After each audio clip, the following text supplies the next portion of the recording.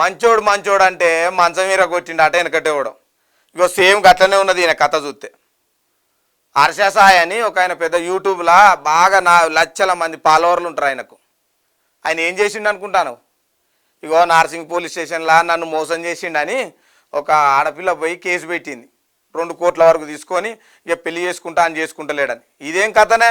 నువ్వే 10 మందికి చెప్పేటివి అందరికి సాయం చేస్తాడని అందరు నిన్ను మంచిగా పొగుడితే గిదా కథ చేస్తే చూడుగిల్లి ఆయన కథ కట్లున్నది. పెద్ద గొగిట్లనే అంటారు కదా, మంచోడు మంచోడు మంచోడు అంటే గొగిట్ల చేతివి అందరికీ. ఇప్పుడు ఆయన కోసం పోలీసు వాళ్ళు ఎత్తుకుతాలట, నార్సింగ్ పోలీసు వాళ్ళు వేళ్ళు అవ్వడతలేడు, ఏడున్నాడో మరి. ఏంది కథ ఏంది?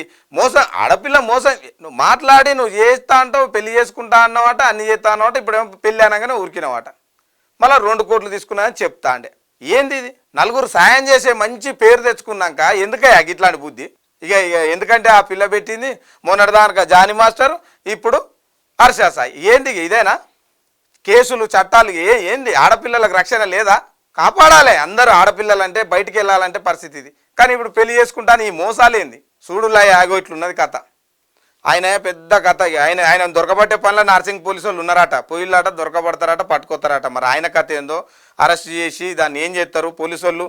మరి ఆయనకి ఎవరు ఉన్నారో పెద్దోళ్ళు, మరి ఆయన ఏం చెప్తాడో. నేనంటే ఇప్పుడు ఆ అమ్మాయికి నాకు, ఎందుకంటే ఆడియోలాట ఏదో ఫోన్లలో మాట్లాడుకున్న అయినాయి కూడా, అవి కూడా మొత్తం తిరుగుతాయి. ఆ అమ్మాయిని కలిసిన అపార్ట్మెంట్లలో వీడియోలు కూడా అక్కడక్కడ తిరుగుతాయి.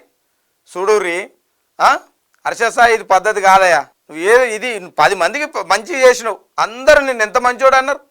ఇవాళ నువ్వు చేసే పనికి ఇదేనా పద్ధతి? ఇక చూడాల మీద ఈయన మీద ఏమవుతుంది, ఎట్లయితుంది, మరి ఏం చేస్తుంది, కోర్టు ఏం చెప్తుంది, పోలీసు వాళ్ళు ఏం చెప్తారు చూడాలి. మరి ఈయన ఏం తప్పేంది, ఈయన కథ ఏంది, మరి నిజమేనా ఆ అమ్మాయి చేసిన ఫిర్యాదు మరి కరెక్టేనా ఏందో ఇక పోలీసు వాళ్ళు చెప్తారు.